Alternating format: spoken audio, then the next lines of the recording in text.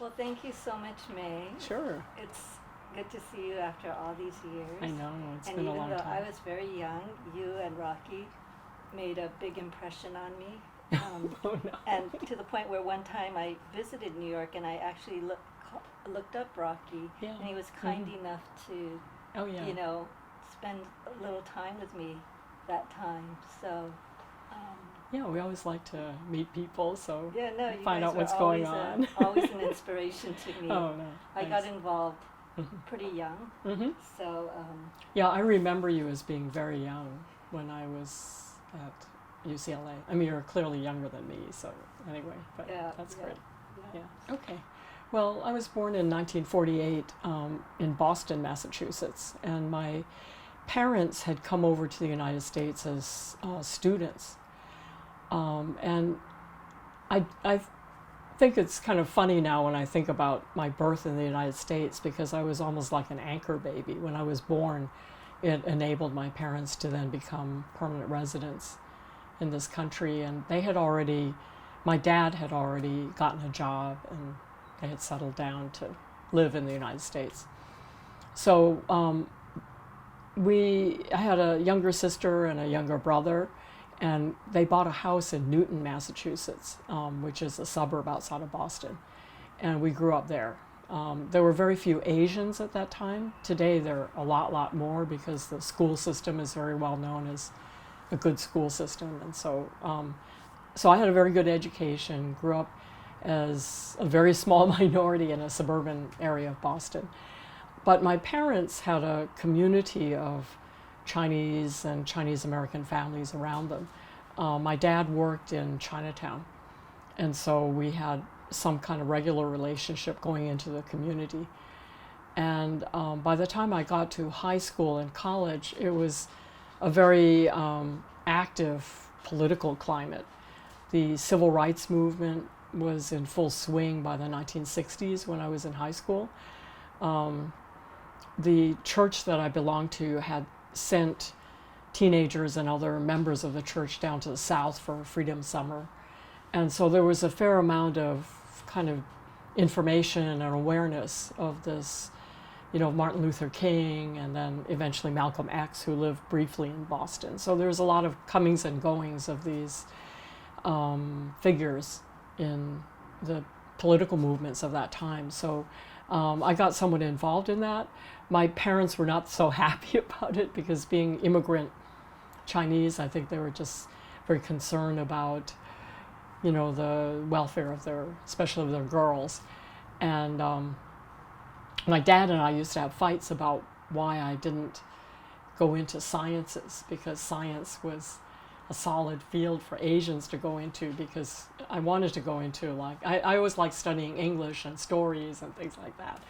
And he was always very discouraging of it. I was very good at science and math, and so he was kind of pushing me into that direction. So we had those kind of discussions at home. But I think that he realized, because the Chinese experienced a lot of discrimination. When we went to buy a house, we were told houses were sold and it was not available, but actually I think they looked at our face and they didn't want to sell the house to us. So I think that when the civil rights movement began, he probably had some latent, at least, sympathies to that movement. And so when I got into college, it was really liberating to live away from home for the first time. And I was actually able to go to rallies and actions, which they kind of kept me at home from during high school. And some of the first rallies were against the Vietnam War. In those years, between 1966 and 1970, there was a real upswing of the protests, especially student protests. So we came to New York for rallies, we went to Washington for rallies, and that was a real political education for me. Can you tell me where you went to college and why you chose that college, Yeah, and how it was to go from Newton to that? Well, I went to Radcliffe, which is the women's college of Harvard, so I went to Harvard. And this kind of happened because my mom had and I have a whole lot of cousins from Hong Kong who had come as students to the United States, and many of them had gone to these prestigious colleges. And so I grew up as a little kid and a teenager knowing about Harvard and Wellesley and these kind of colleges in the East Coast, and so it was always kind of in my mind that I would like to go to one of these colleges. And then being very studious and having parents who didn't allow you pretty much out of the house, I did well in school, and so I was fortunate to be accepted, and so that's where I went. And I majored in East Asian studies. I was kind of shopping around for different majors. I took a lot of classes in English literature and things like that, and humanities.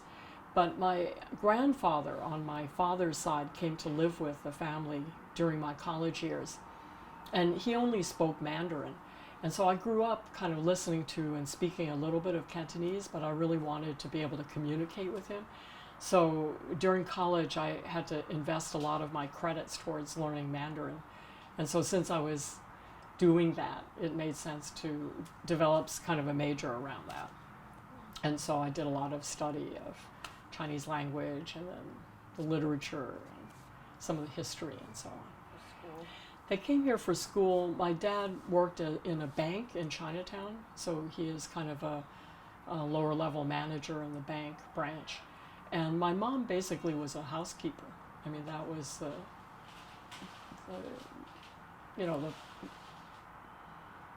the common model of that time. So, we had a sister and brother, and my mom stayed home, and my dad went to work in Chinatown every day. Yeah. What were the influences in your high school years that attracted you to the civil rights movement? Well, a lot of the Newton is a fairly liberal town, and it has a large Jewish population as well as, there were not many people of color. I remember being the only Chinese, and there was maybe one black in the whole school. Now there's a lot more, but I think seeing their interest in social issues and becoming friends with them, one of the things that our academic track was put into was a model United Nations that still exists. And so our school would represent a certain country, and we would go to these competitions. And somehow our school always chose the communist countries. So one time I was Albania, so I had to learn about Albania. And the bigger team was Russia and whatever. So we would go into these competitions and have to debate the UN issues of that time from the perspective of the country that we were assigned. So that was, an educational process that, had an impact on me. And then, as I was saying, as a teenager, the people in my church were going to the South, and so they would come back with the stories of civil rights. And there was a growing women's awareness as well, because the high school had dress codes. Like, you had to wear a skirt to school. Women were not allowed to wear pants, shorts, or whatever. But it was a time when, mini skirts were coming into fashion. And so the high school administrators would be at the door to measure your skirt length and send you home if you didn't have a skirt that was down to your knees or whatever. So a lot of the girls felt, like these were unnecessary restrictions on our rights. But there was also, talk behind the scenes about some of the issues like abortion rights. The birth control pill was just being invented at that time. And, girls who got pregnant, they had really no recourse but to have the baby if they were pregnant. So there was also a lot of talk and awareness of those situations and, how devastating it would be to a girl in high school to have a baby and then have her whole future very much impacted by that. So I went into college with that kind of thinking or awareness and wanting to, and then finding people, like-minded people who want to do something about it. So that's kind of where I came from, I guess. Can you tell me about your time at Harvard Radcliffe? And it was, I had a very good experience going to college. I mean, firstly, I think it was being away from home and having a lot of freedom and, making a lot of friends who were from different backgrounds and, some who became very actively involved in different issues of the day. So there were not a lot of Asians. I mean, it kind of seems funny today that, you know, there's so much ferment now around Harvard and whether they're admitting enough Asians when there's already 20 or 30% are Asians. In my class at Radcliffe, there was just a handful. I think it was probably less than a dozen. And many of them were foreign students from Taiwan or Hong Kong. So the classes were very challenging. It took me a while to get used to being in an academic environment where you had these huge lecture courses and some kids wouldn't ever go to class. They would just, you know, run around and, you know, enjoy themselves. And then when exam time came, then they would really stay up all night studying and things like that. So I had to learn how to, you know, schedule myself and have some discipline to really, you know, manage coursework and things like that. But I had friends who were mostly public school students, because you also had this public and private school background of the kids. And we, yeah, I mean, you meet a lot of friends in college that remain your friends for a long time, even as you go in different directions. I would say that for college and also for, especially for UCLA. It's when your own personality and your interests and your direction get started, which is different from high school. I went back a few years ago to this 50th reunion of my high school, and I just, when I think back to who I was at that time, it was such a different, naive, very sheltered, don't know anything, quiet person. And, you know, I've come so far since then. But I guess it's good to reflect back. College was a liberating experience. I learned a lot. The courses were very challenging and opened my eyes to a lot of things that, you know, I never knew before, including things like the existence of the Japanese internment camps, which I never heard about at all until I got to college. And some of the Asian and Asian American information at that time in the East Coast in high school, you would never ever hear anything about those. Even in so-called world history, it was always about Europe and, you know, the Egypt and, you know, those places. They never had anything about Asia. I'm surprised you heard about it that early. Mm-hmm. Well, it was partly because as Asian Americans who were starting to organize, and there were Asian American formations against the Vietnam War and the particular impacts on Asians, because we were could be viewed as the enemy as well as could be mobilized as Americans to support the war. And I had one experience in college that was really memorable and horrible, because I went, you know, I had just turned 21, so I went with people to a bar for the first time.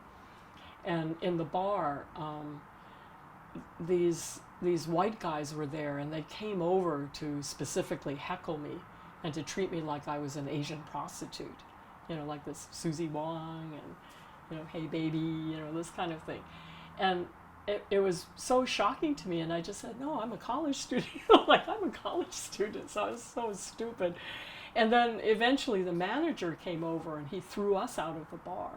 I mean, he let them stay, but we were causing this incident.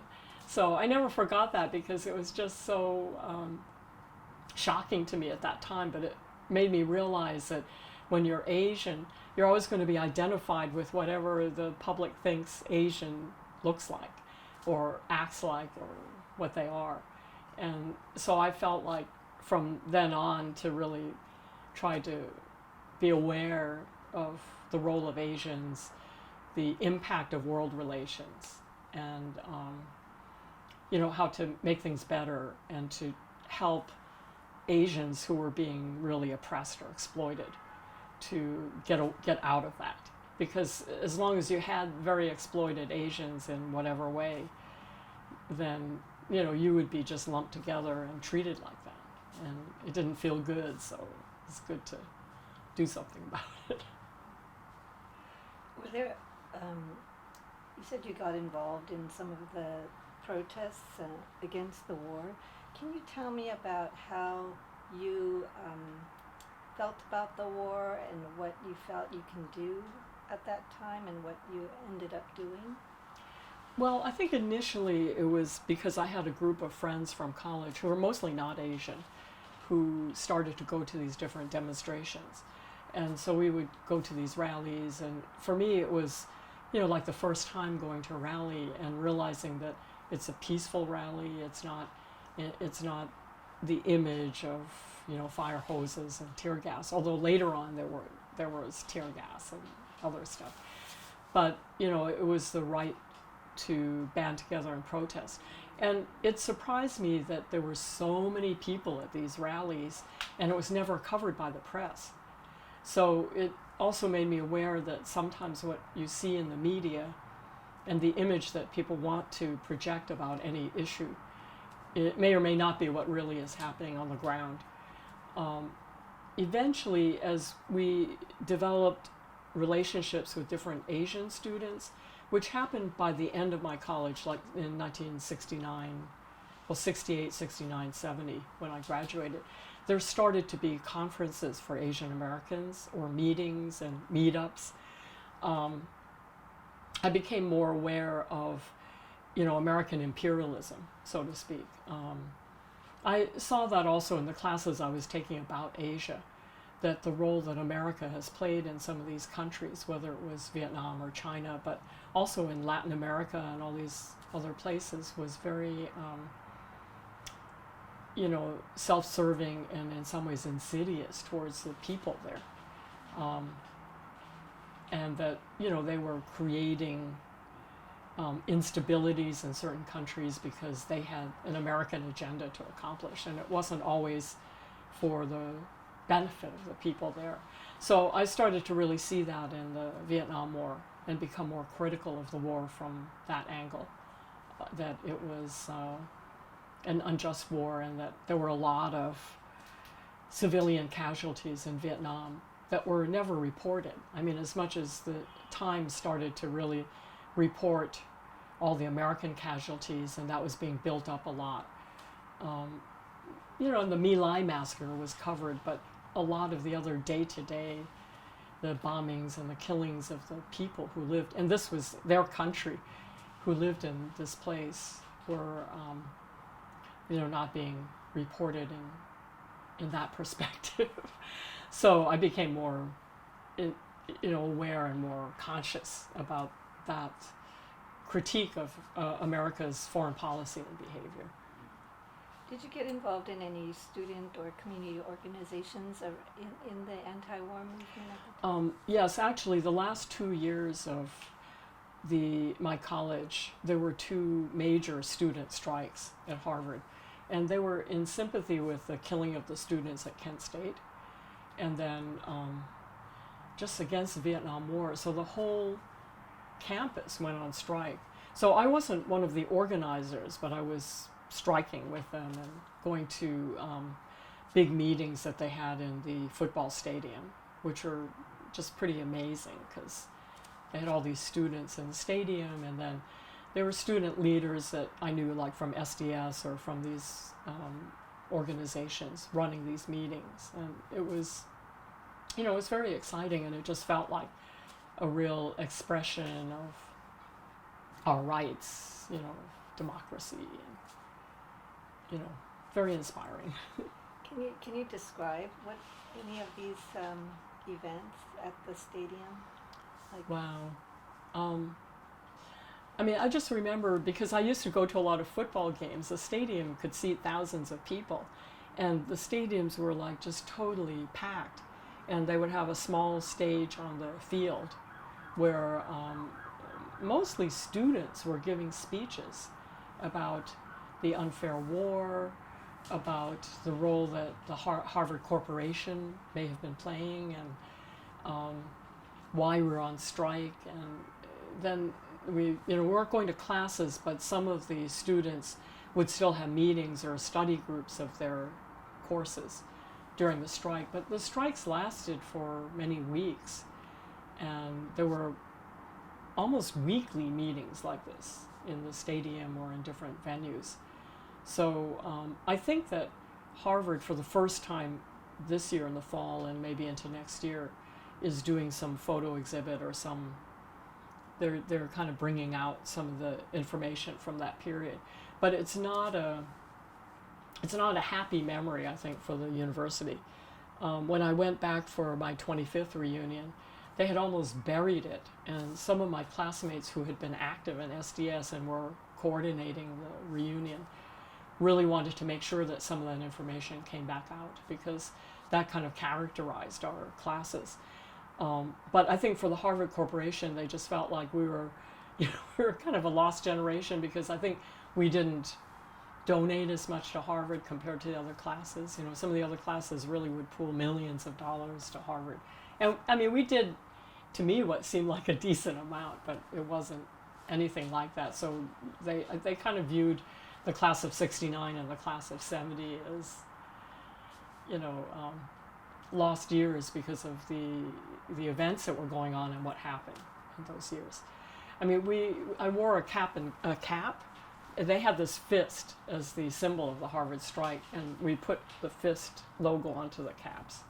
So I had some pictures somewhere on this, but I'm not sure where those are. Yeah. And as you were ending nearing your graduation, how did you see your prospects for the future, and had you already thought about going into education, and had you already applied to grad school, or did you take a break? Not at all. I mean, I think because of the ferment of the times, I kind of had no idea what I was going to do. And I remember, in your senior year, there's some companies or people that come to campus to interview people. And I just felt very lost. No, in senior year in college, I really did not know what I wanted to do. I had been caught up in all this ferment of the times, but I do remember that they had some companies coming to interview people, and I tried to sign up for them, and then I realized that many of these companies, they would only interview men, which was, allowed at that time because they hadn't passed a lot of these women's equality things. And I mean, at that time, Harvard had a gender balance that was 5 men for every woman. So there were only 300 Radcliffe students to, I think, 1,500 Harvard students. So the balance was very off anyway. But there was still this idea that women went to college to get an MRS degree, like to meet somebody and get married. I mean, this was still really a throwback period. And then I did go to 1 or 2 interviews, but they were, I was faced with this thing of you can't get a job if you don't have any prior experience, but then you can't get experience if you don't get a job. And so I was very frustrated with that. And I had kind of thought of graduate school, but it was more like, put in some applications, but maybe I'll go or maybe I'll not go. And so I was not accepted to Harvard for graduate school. And then I saw this notice on a bulletin board for UCLA's Asian American Studies program. And I thought, wow, that would be so great, because at that time the image for young people in the East Coast was that California was the place to be. And I was thinking, if I could go there, then, my parents would say, fine, you can go there and go to UCLA. And, it would be a good way to connect with what was happening for Asian Americans in California. And that prospect was very exciting to me, because in the year of maybe my last year in college, we started to have people like Steve Louie and then the Yale, Glenn Omatsu, and these different people coming through Harvard, and all kind of talking about California and talking about the Asian American movement and Asian American studies. And so that was very exciting to me. So I wasn't sure I had really much of a chance, but I put in an application, wrote an essay or whatever it was that I had to do. And I was pleasantly surprised to be accepted. But at that point, I hadn't even applied to graduate school at UCLA. So then at the last minute, I was kind of looking at the graduate programs, and I said, okay, I mean, education seems practical, because if nothing else, you get a degree in education, you can become a teacher. So I applied for that and was accepted. So that's how I was given a path to go to LA. What was the position advertised at the Asian American Studies position? What was it specifically advertised for? Yeah, the advertisement was for research assistants, that they had formed a program at UCLA, and they were trying to attract people who could do research. So it gave you the impression you had to have some academic qualifications, but also some feeling for this kind of program and the mission of a department that would deal with the Asian American community and history in the United States. So that was very, very appealing to me. And I mean, I only learned later when I got to LA that I think that some of the student activists were not happy to have somebody come from this, you know, really academic institution from so far away. And I was told that Professor Philip Wong, who I don't think, I may have just met him once or twice. I don't really have any strong memory of interacting with him a lot, had really pushed for me because I was from Harvard and I would have these academic credentials to do research and so on. And yeah, I mean, that became, I learned later, one of the debates and issues in the early period of the Asian American Studies Center. So that's a big move from here to Oh, LA. yes. I mean, from Massachusetts, Boston area to LA. Yeah. Can you tell me about that? Because that's a life transition. Can you talk about how you experienced that move? Well, I mean, when you're 22 years old, it's like so exciting. You get to go to a new place, and LA is, you know, another big city, a bigger city than Boston, and UCLA is a really good place to land.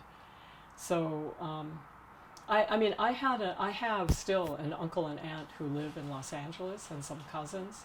So I think to my parents, this is fine because you have Uncle Joseph and these people there to shepherd you along. And my parents came with me when we first went to LA, and they went to help me buy a car. That's the picture.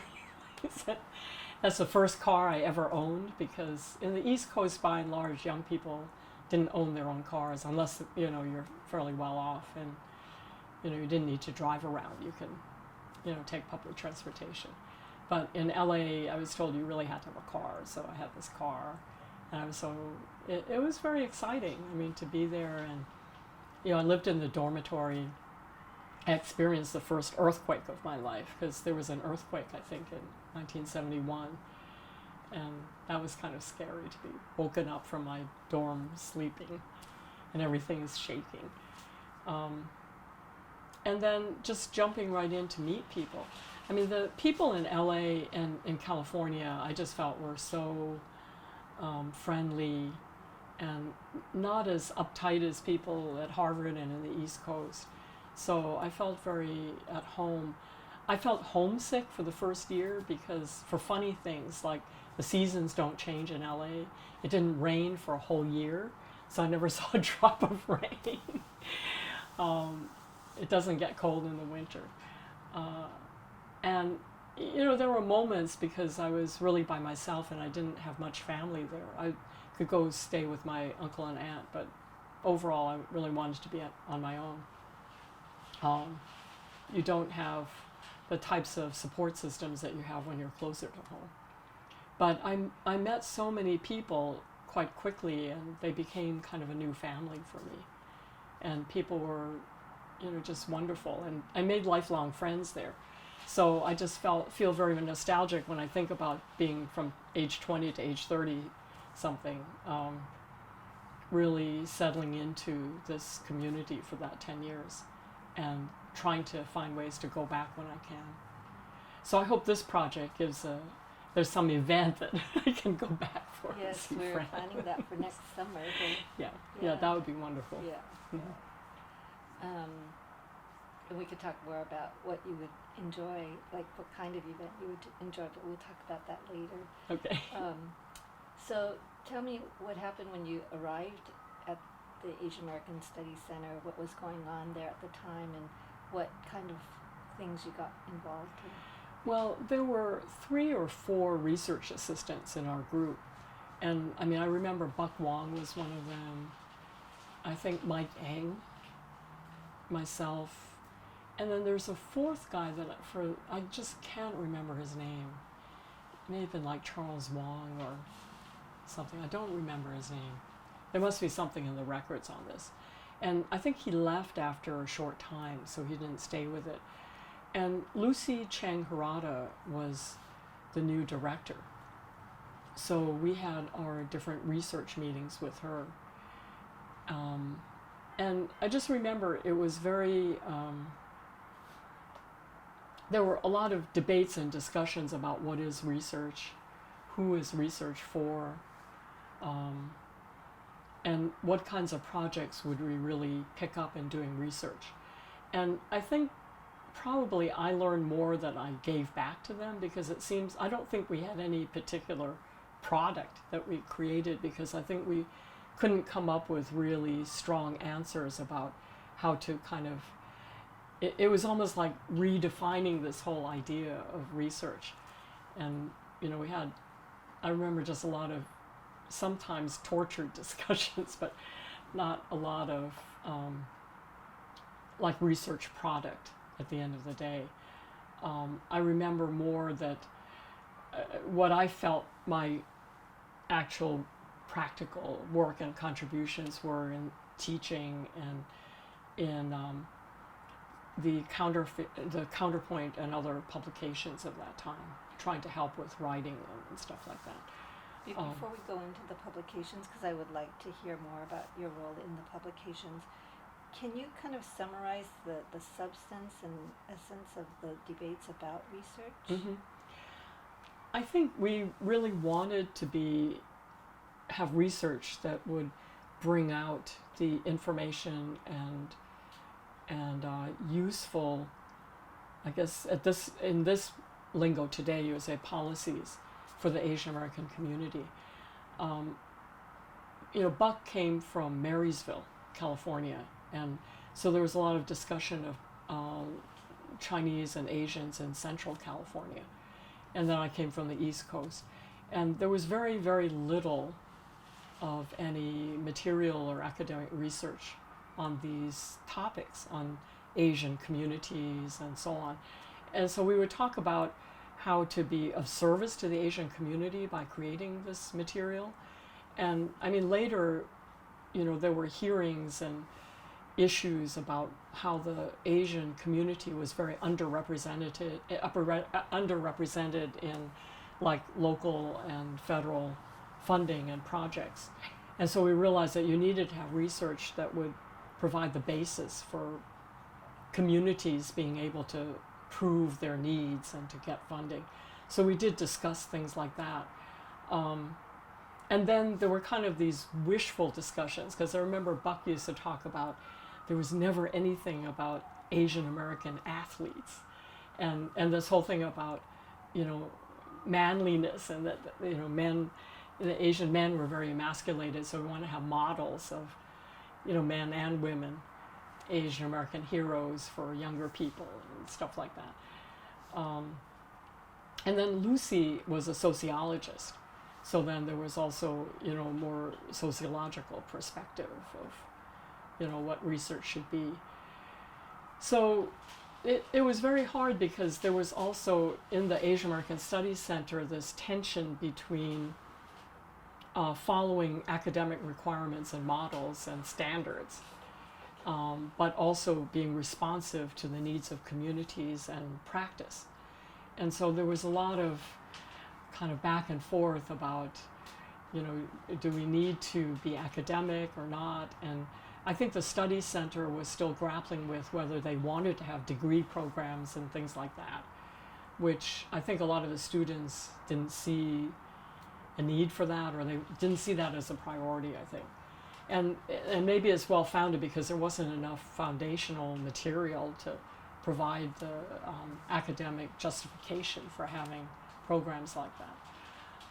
So I remember just a lot of, discussions and things like that. And for me, because I think my bent was to be more of a practitioner, I kind of got drawn more then into the student community projects and into doing the teaching in Chinatown and learning about the Asian American Tutorial and Chinatown Youth Council and Teen Post and all those things. And so the research things, while I had skills to do that, I just felt very frustrated because there wasn't that much of a clear plan. The one model that was existing was that Yuji Ichioka had developed a very substantive Japanese-American research project, right, JARP. And there was talk of, broadening that to be a more Asian-American, and also whether there should be a Chinese-American project as well. So I remember doing some oral histories in Chinatown in Chinese, like interviewing some of the old-timers. And I don't even know if we ever transcribed those tapes. It was on cassette tapes, and I realized at one point that I had brought a lot of these cassette tapes to New York with me, and they were totally. I think I ended up losing or dumping them at some point because I just didn't know how or if they'd ever be used. But Janet Lim was also very active in that. I think we interviewed her father because he was one of these old timers who had a long history in the community. And I learned a lot about the Paper Sons and that experience, and how the old timers in LA were really hesitant to talk about that history because they were afraid they'd get into trouble with immigration, to reveal like what their real names were, what their real families were, as opposed to this paper name that they carried into the United States. So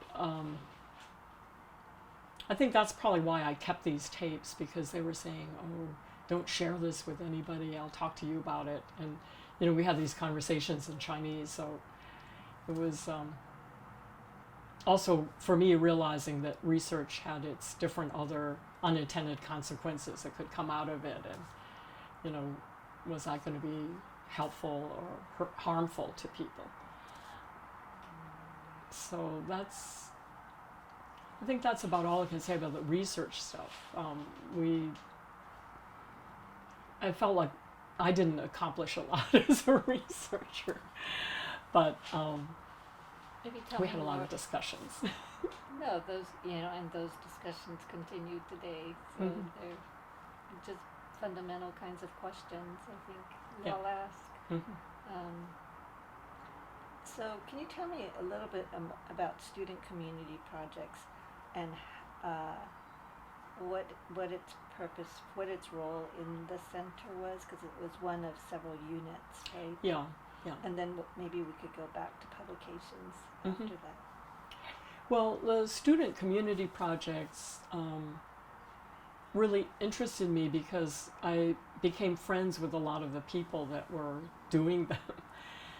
So, whether it was like Janet and Marion and Stuart who were doing the Asian American Tutorial Project, or the people at Ghidra who were, running the Ghidra, which is, I think Ghidra was kind of a hybrid because it wasn't, it was independent of the study center, right? So I think it was put under student community projects because it was really student-led. It wasn't a publication, even though it was a publication.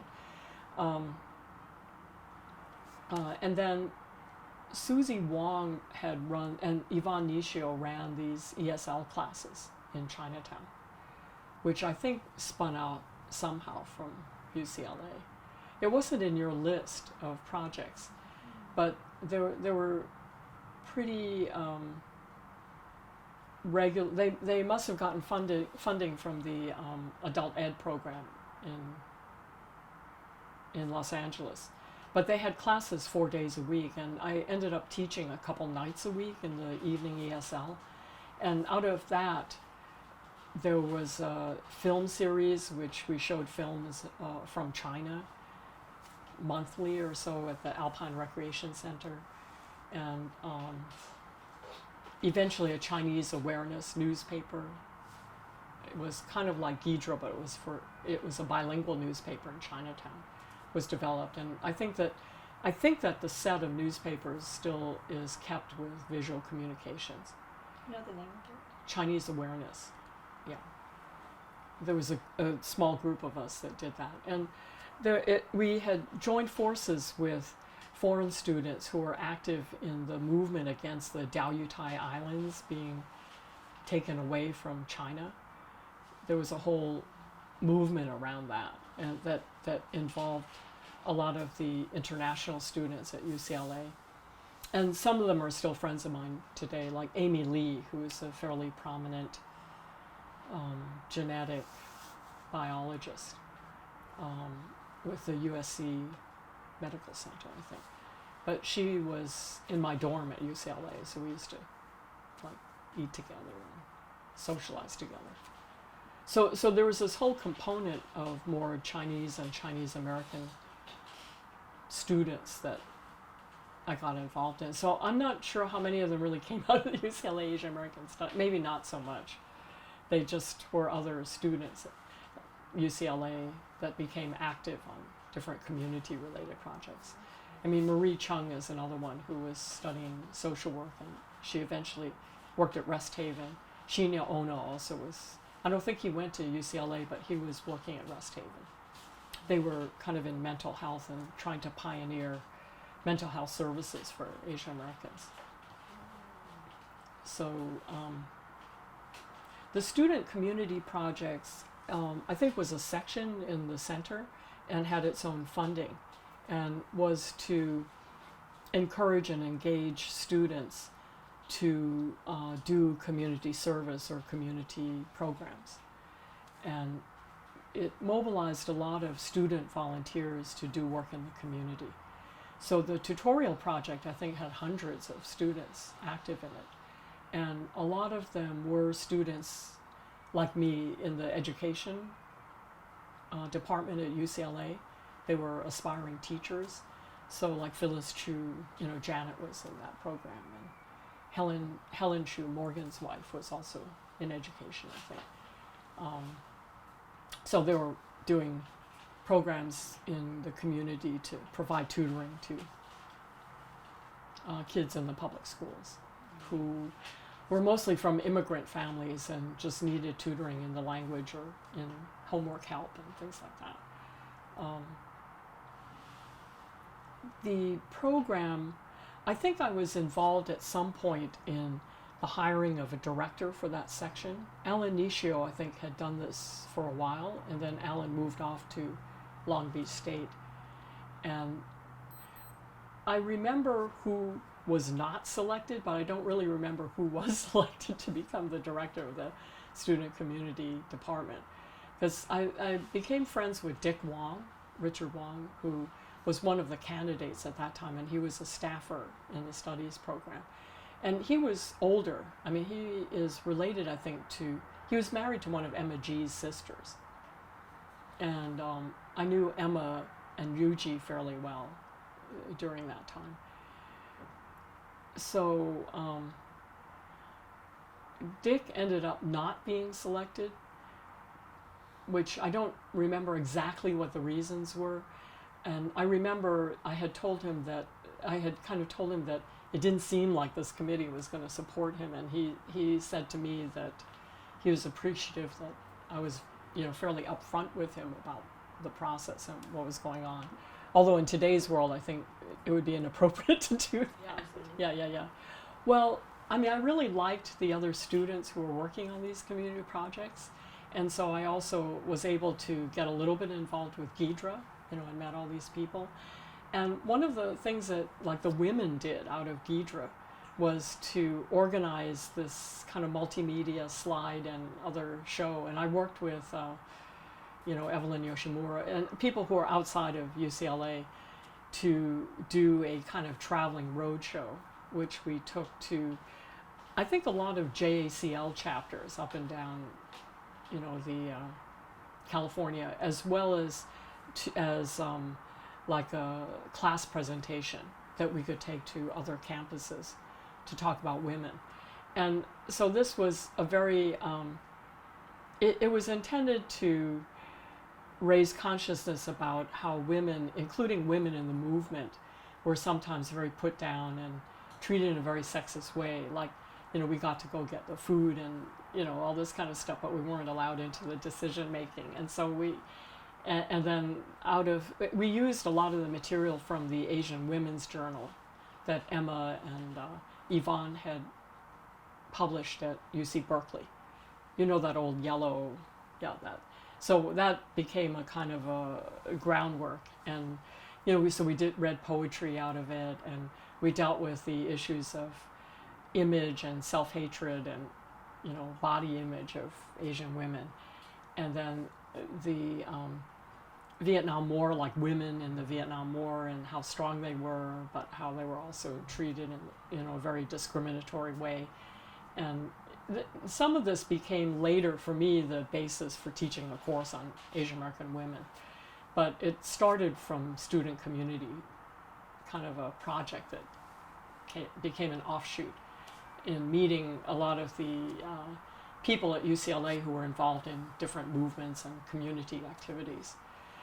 So the one thing that is very funny that I remember about these presentations is that there was a lot of swearing and profane language that was used, both as repeating how Asian men would talk about Asian women, but also Asian women talking back. And there was one presentation we did in Fresno or someplace like this, and we took this funny picture of putting up our fists and so on. That the Nisei, who were the audience for this, and many of them could have been our parents, just said they thought it was inappropriate for young ladies to use this kind of language. And I realized maybe that method of delivery wasn't getting across them. They could be sympathetic to some of the messaging in it, but they thought we were a little bit being too radical or upstart. And I guess now today we see some of the more radical elements of the Me Too movement and could sometimes feel that way, like cringe a little bit about the stridency, but still, it was a very, passionate, heartfelt expression of how we felt about being mistreated as women or disrespected as women. So we did a number of projects like that were very bonding for the women who were doing it, but also a way to express ourselves and to fight for our rights and to improve our status among the sisters and brothers in the Asian American movement. And do you feel like you that was part of your transformative process? Yeah, it was very transformative because I think even today there's still this thing about the emasculated Asian man and then the Asian woman, the stereotype of being passive and pretty and all this thing. And how do you, and when women become strong, if we're contributing to the emasculation of Asian men, and how that was never our intention, and that men shouldn't take it in that way, but we're trying to be stronger together. And so it was kind of trying to work through a lot of the stereotyping about what it is that we really wanted.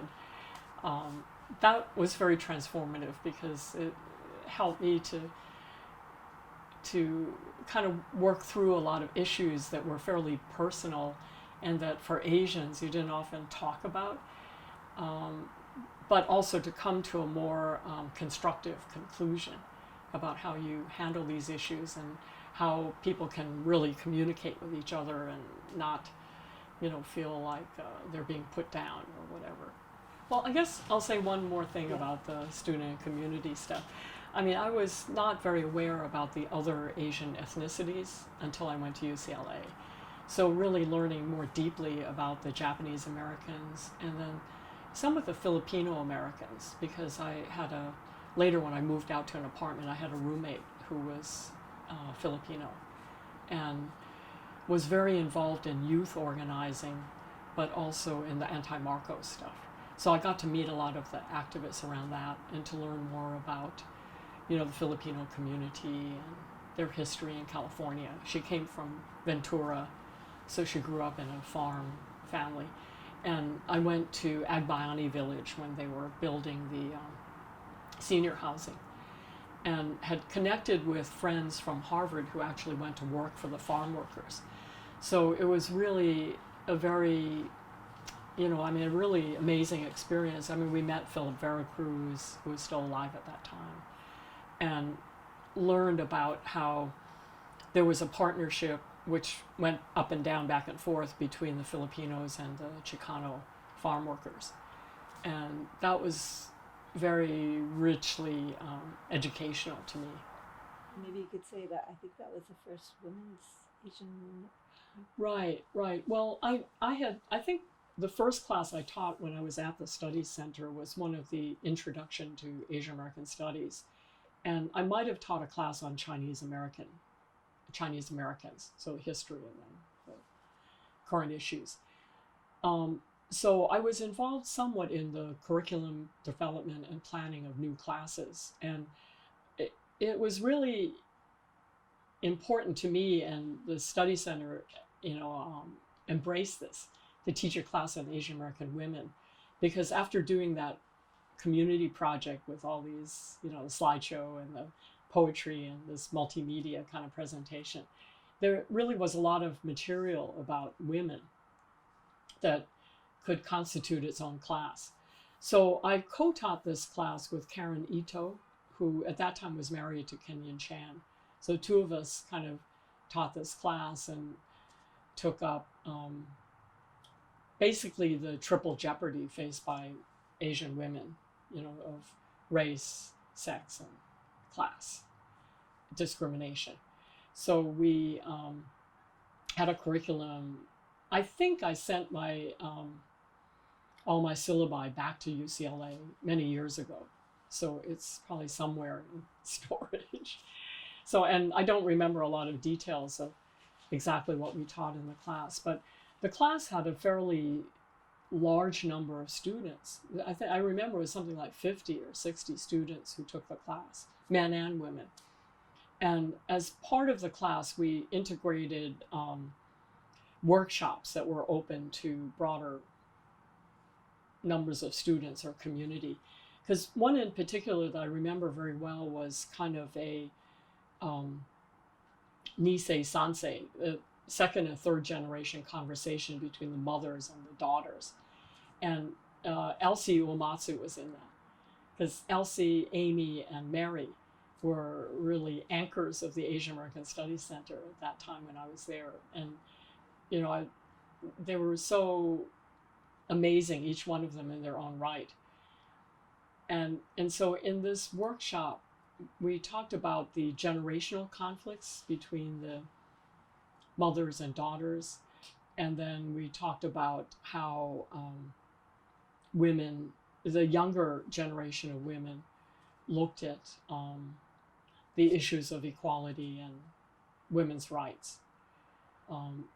Because a lot of my generation of women, which would be the Sansei at that time, felt like their mothers were very traditional and really fulfilled all those very stereotypical roles in the family, whether they were Japanese or Chinese or, whatever, they did all the cooking and cleaning, and their husbands really were more or less the main breadwinner well, they weren't always the main breadwinner because a lot of these women worked. But in addition to working, these women had to do everything else around the house. And didn't complain about it because that was the gender role. And so we had a very constructive discussion about how and why that was, and how the older generations of women found their own strength and their own way to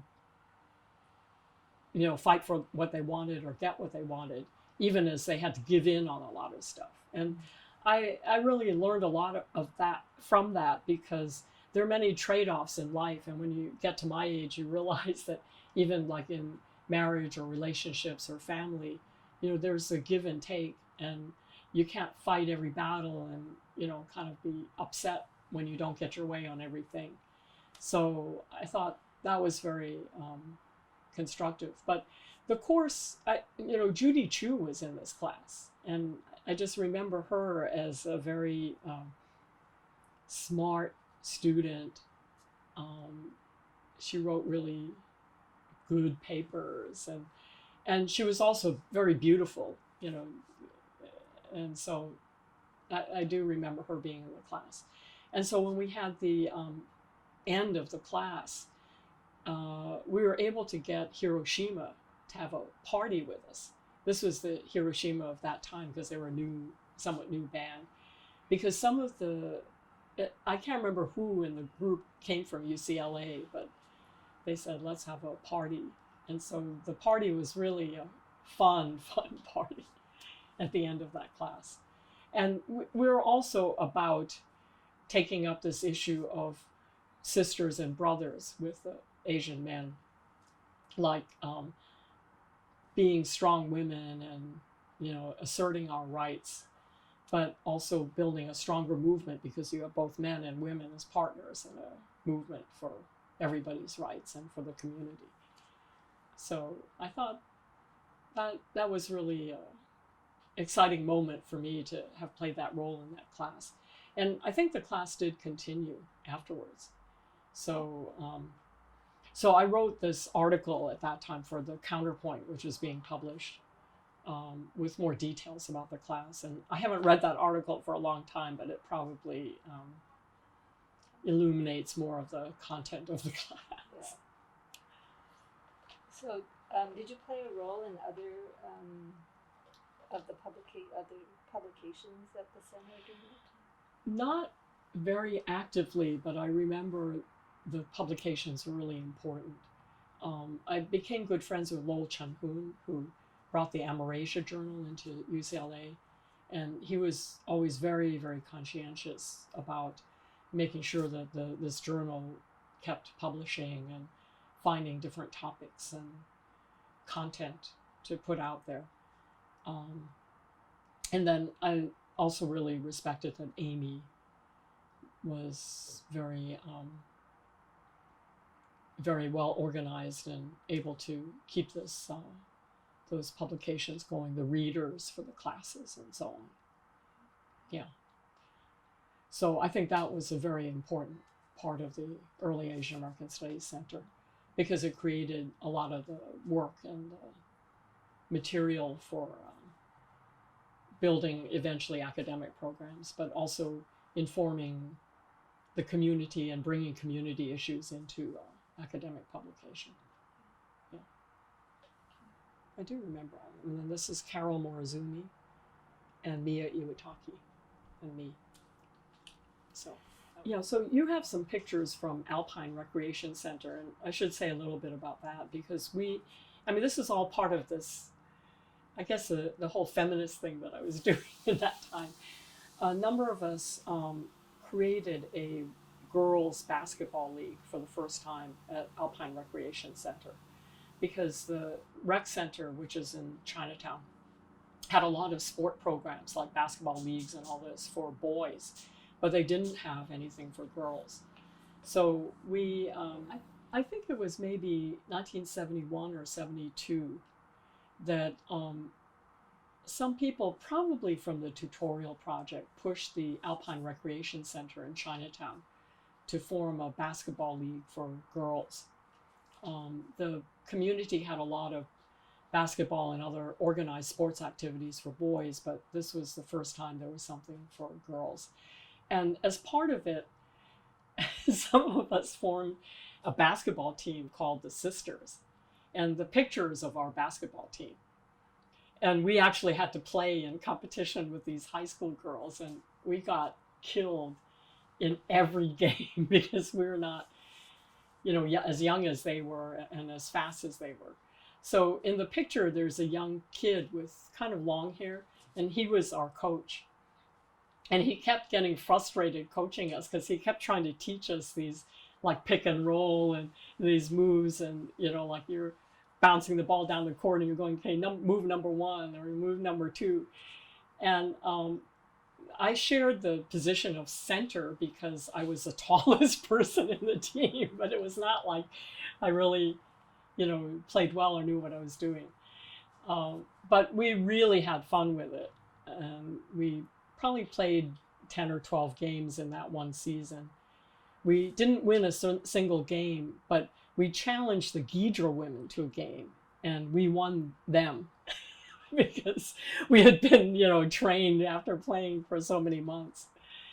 So the Gidra challenge, that was a good game that we were finally victorious.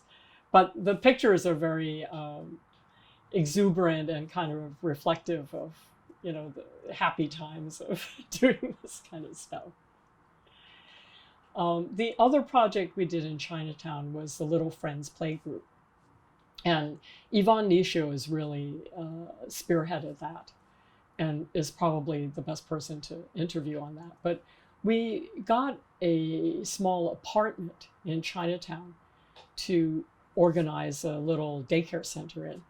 And it was inspired by the Silver Lake Echo Park Playgroup, which was organized by, kind of white radical women in Silver Lake and Echo Park.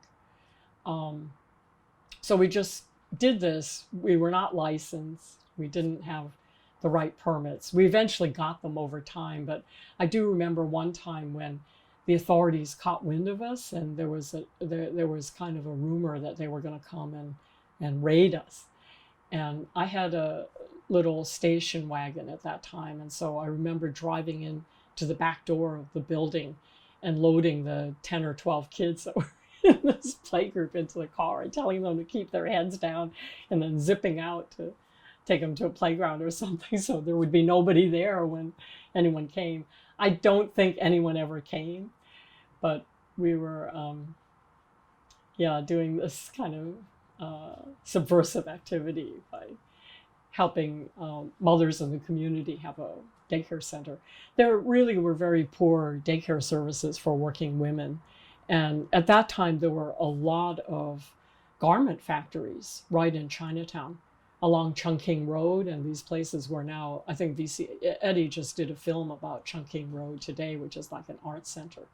But these were garment factories. And Susie Chow, who I think may have gone to UCLA, we rented an apartment together in Chinatown, myself, Janet Lim, Phyllis Chu, and Susie Chow. The four of us were roommates. And Susie's mom owned a garment factory. So we would, meet some of the women there, and then we, got moms who needed the service to put their kids into this daycare center. And we were able to hire two older women who had been teachers in China. And I think they were ESL students of Yvonne's, to teach in the daycare center. And so, they did, little songs. And I mean, there was kind of a whole curriculum for these little kids. Little food, snacks, and all that kind of stuff. So it really was a daycare center. And eventually we did get licensed, and it got funding from the city, and it moved into a more, regular classroom facility someplace in Echo Park.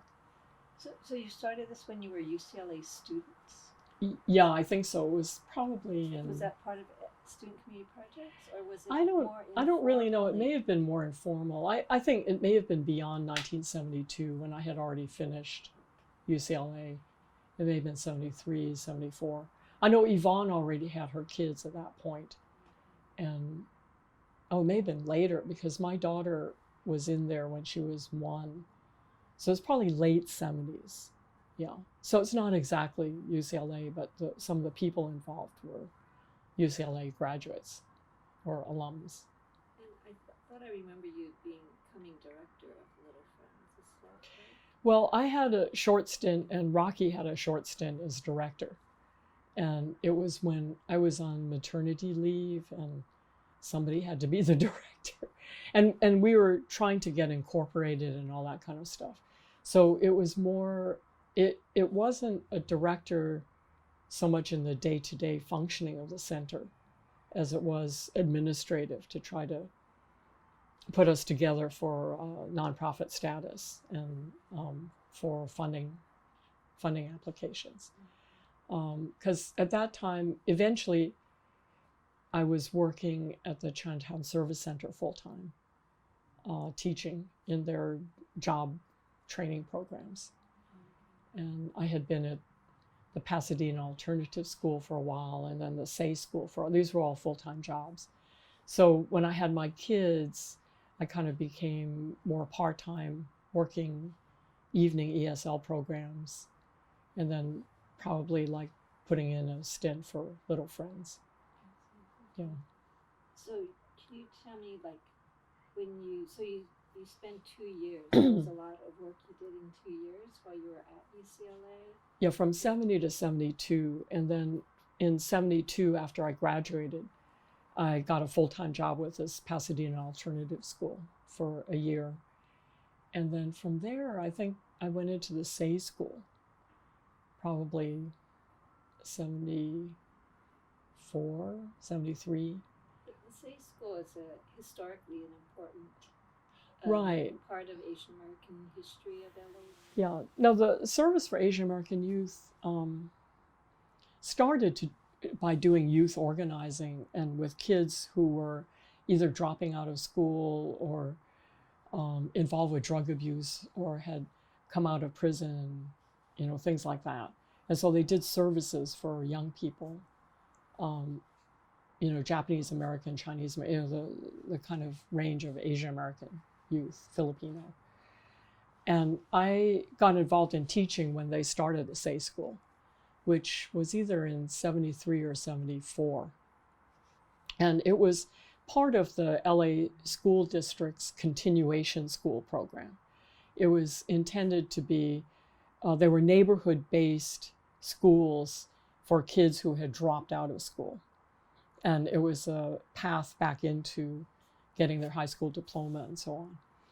And the students in the school were really pretty interesting and diverse, because we had kids who dropped out of school for, a whole variety of reasons, whether it was they were put in jail for something or the drug abuse.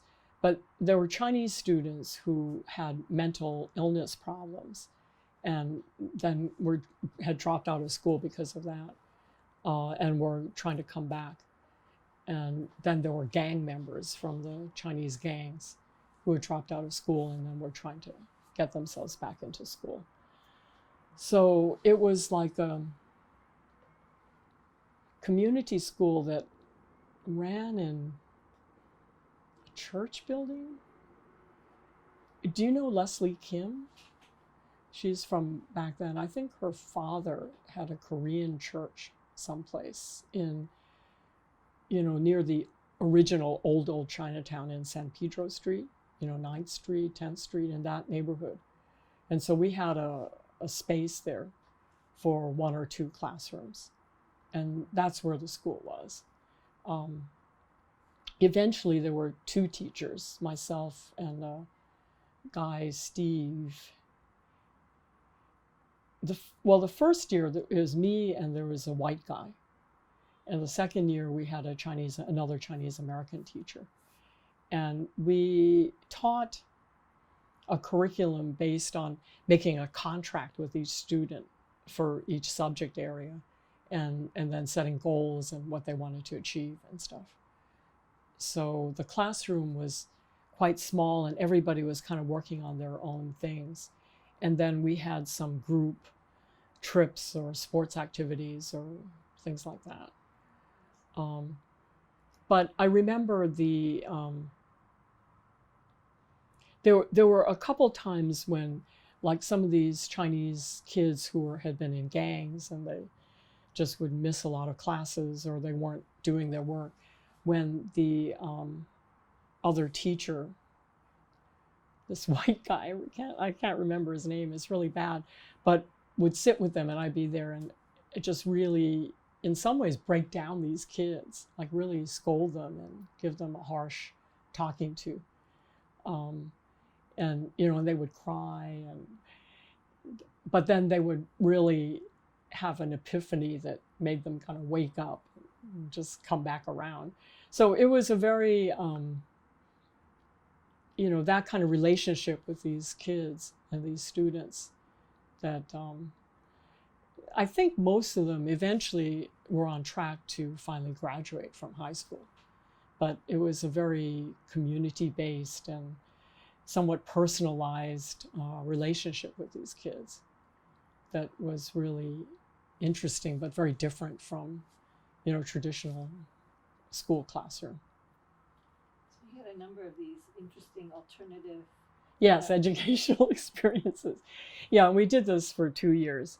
I mean, the pictures in my photo album, they threw a party for me when I was expecting my daughter.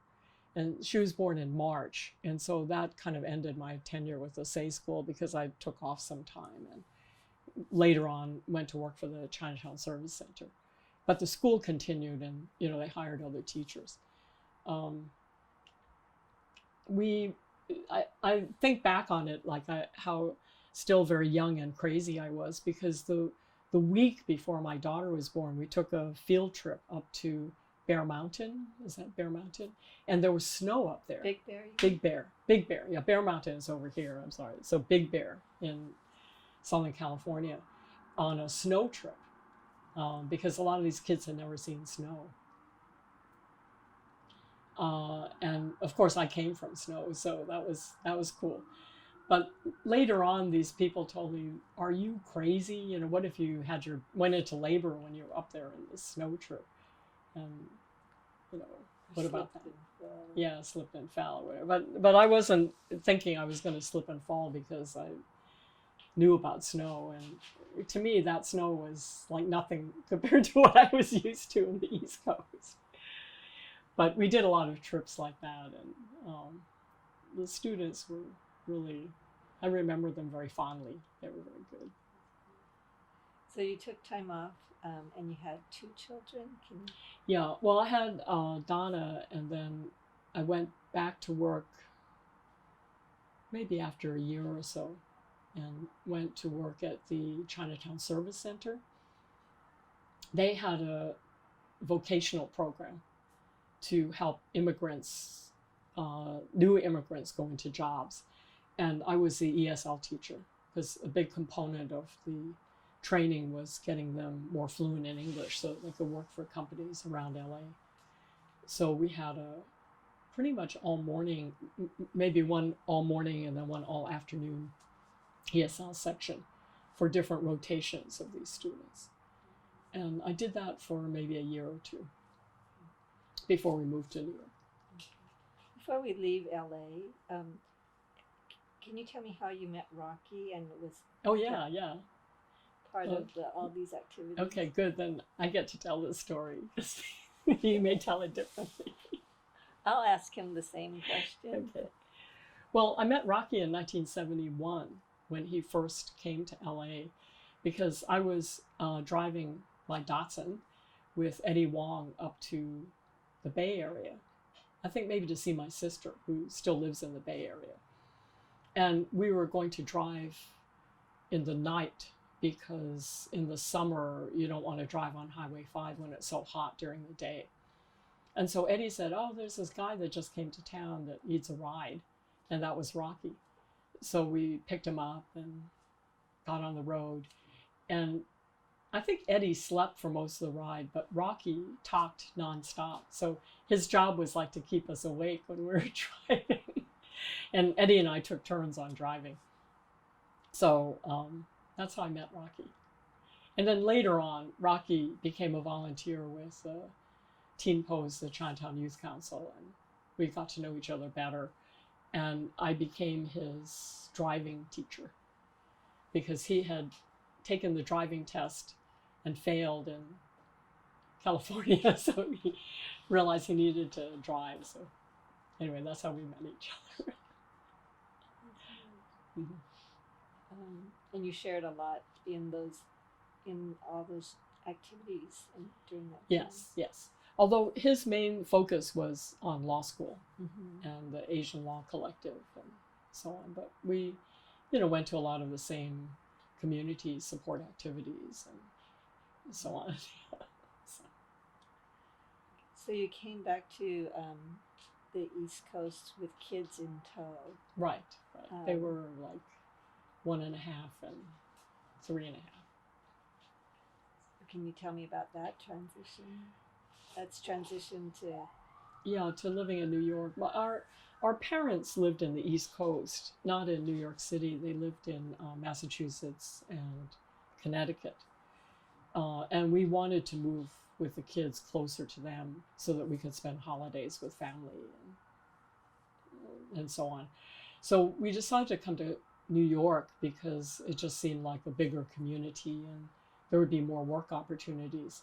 And Rocky actually got a job before we moved here, or soon after we moved here. So he had some job prospects. And for me, when I first came here, I was mainly just trying to settle the kids in, find daycare for them, babysitters, whatever. And I was doing a lot of volunteer work with CPA in New York.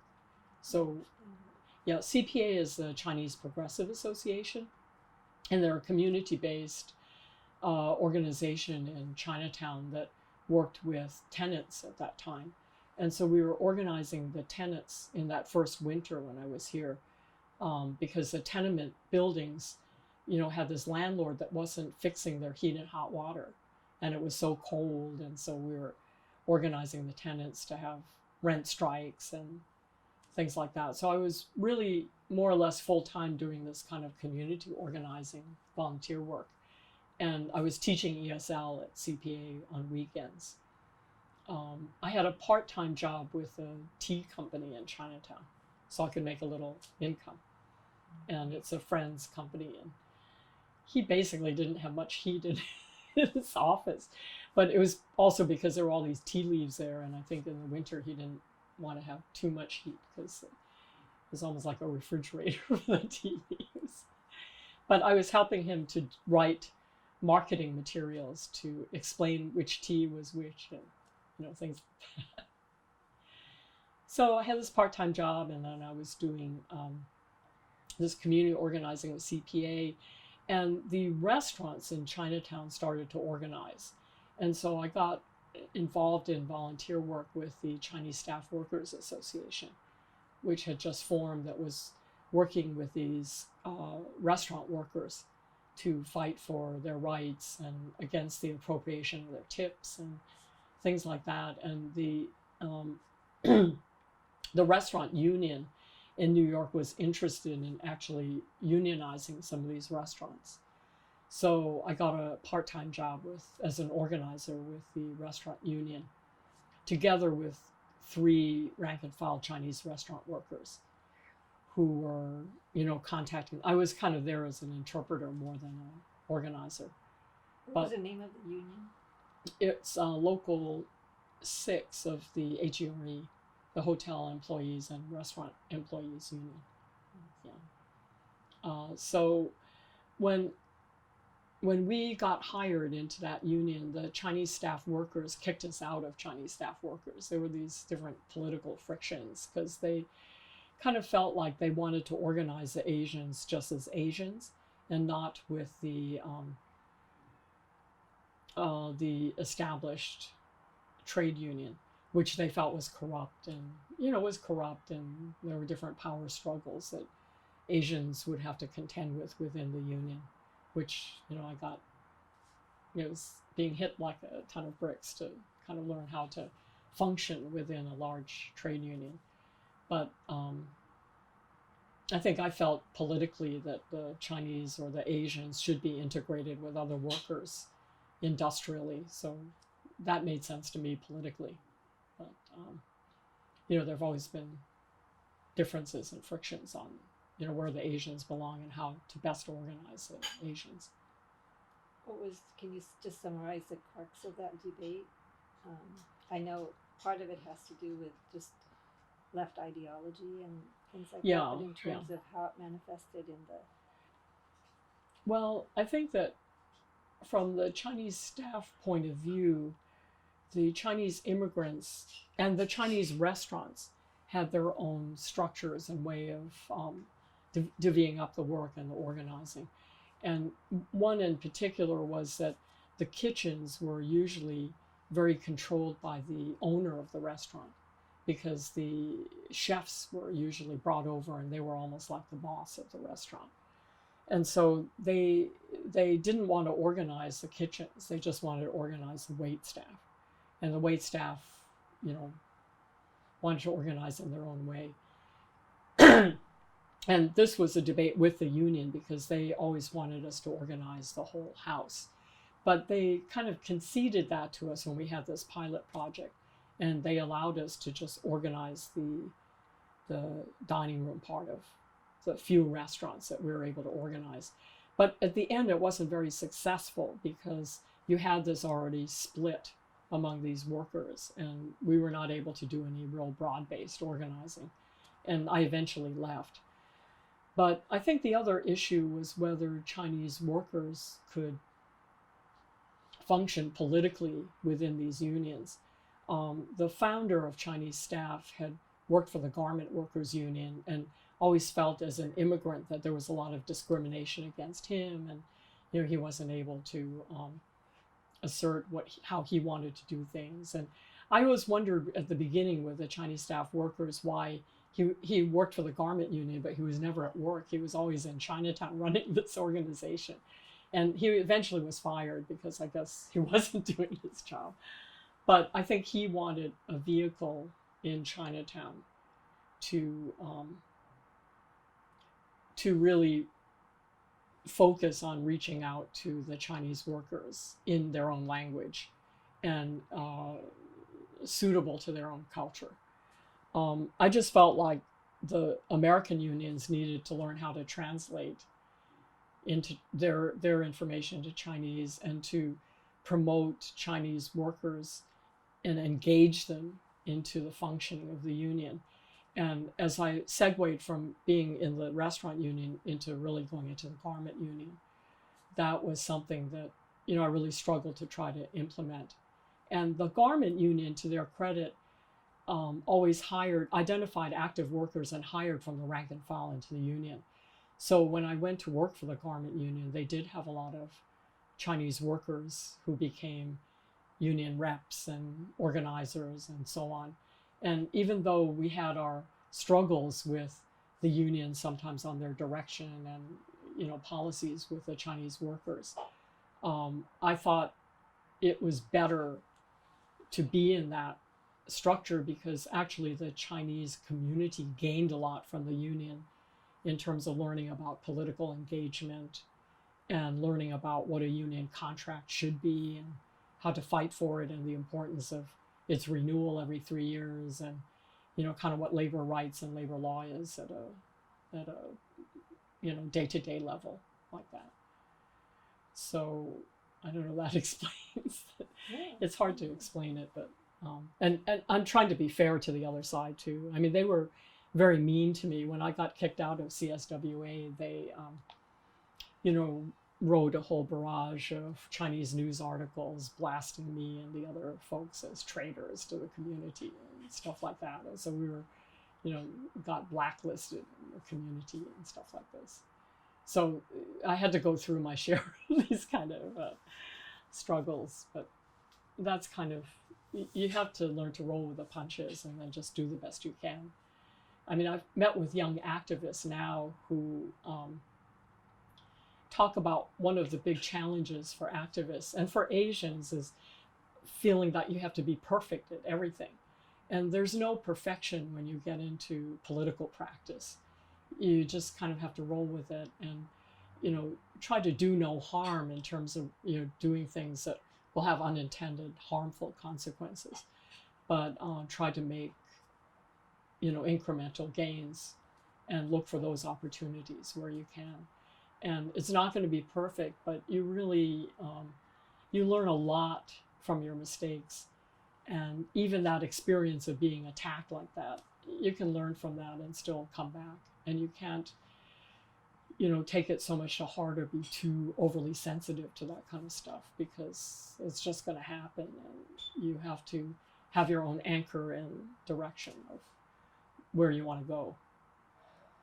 And have a support system around you so that you don't get devastated and burned out, which is, I've seen that happen a lot. It's easy to happen.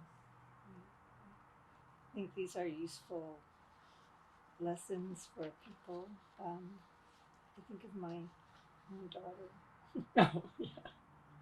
I know. I'm working with a lot of young activists and young people now, so it's it's interesting working with them. But they do have an awareness of self-care, which I think is healthy, even though some of them are getting, like one of my young friends was just diagnosed with fibromyalgia or these different autoimmune things, and I just said, you better take care of yourself.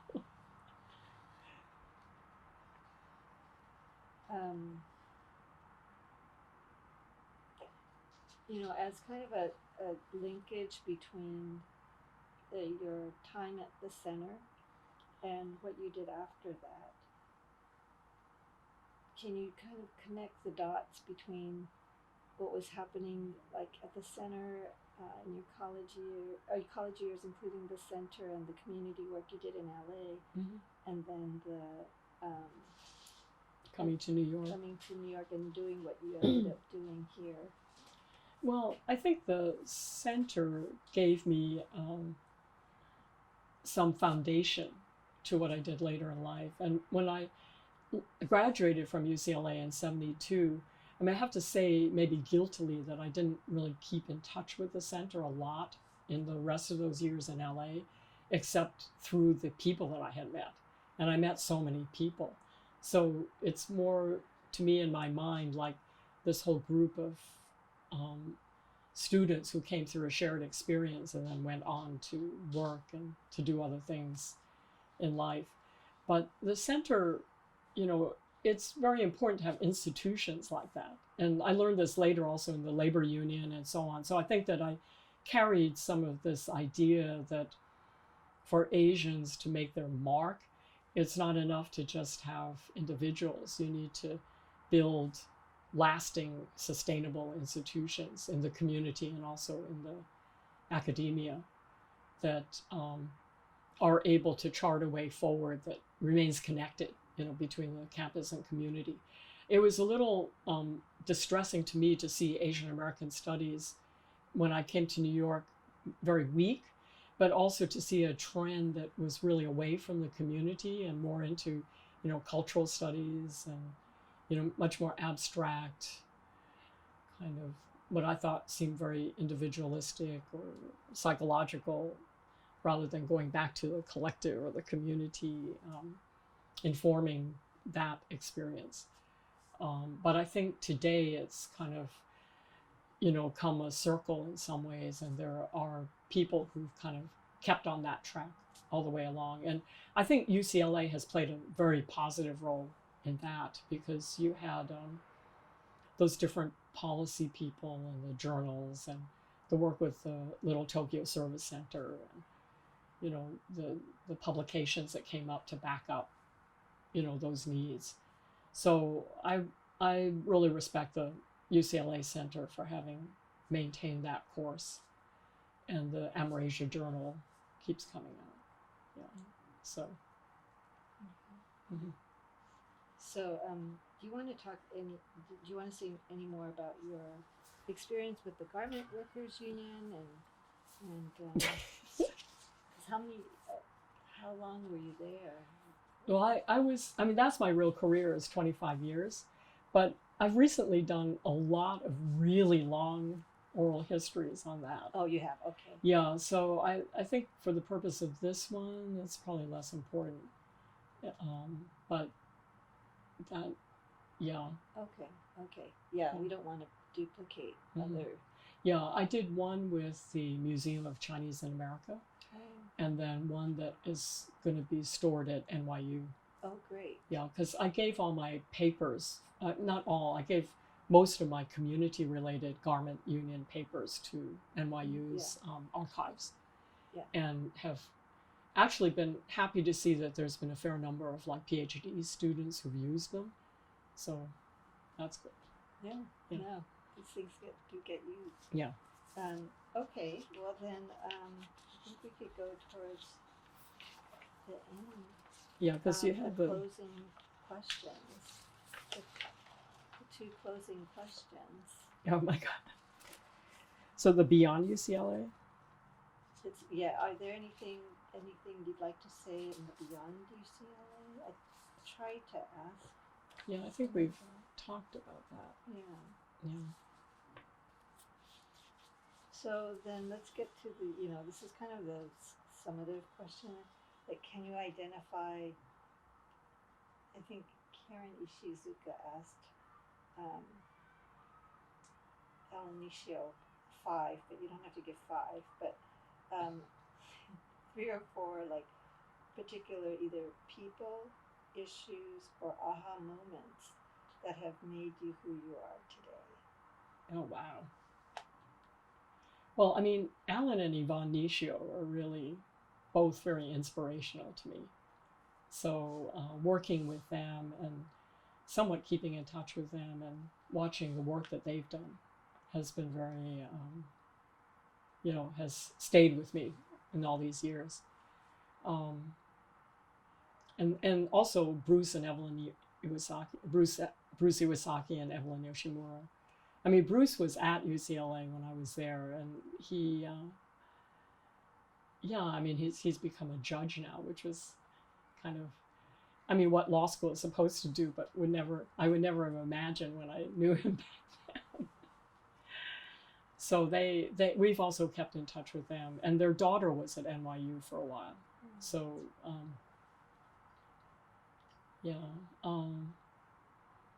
what other people? I mean, it was nice to see Kenyon again.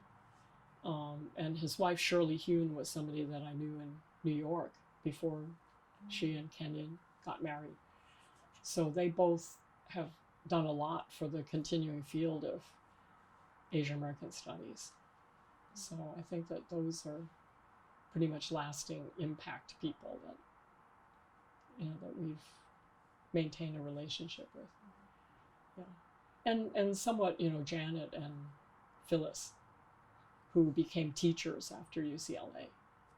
Phyllis had a long career at Castelar School and lives near Chinatown. So she's continued to be she and Buck Wong, she's married to Buck Wong. Or I don't know if they ever actually really got married, but anyway, they're a partnership. And they've done a lot of advocacy in Chinatown as retirees now. Yeah. Any aha moments that shaped you who you are? Wow.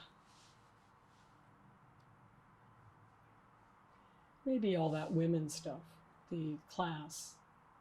And, we started out as Asian women kind of really pounding on our men and giving them a hard time, and then, not liking their comeback about emasculation. And I think that the class made me realize that you can be strong and yet responsive to the needs of that the men are really not the enemy, that you can include them in this struggle in some way. And I mean, I've seen that also later in labor and everything else. The person that you most immediately think of as your opponent, like the boss or whoever, you can struggle with them to change them, but also in the end work together to make the conditions for workers or the workplace a better place. So I've learned that some things that you think are oppositional are not necessarily oppositional, that you can somehow, pull them together. So that's kind of, I guess it's kind of a lasting aha moment from doing that Asian women's work.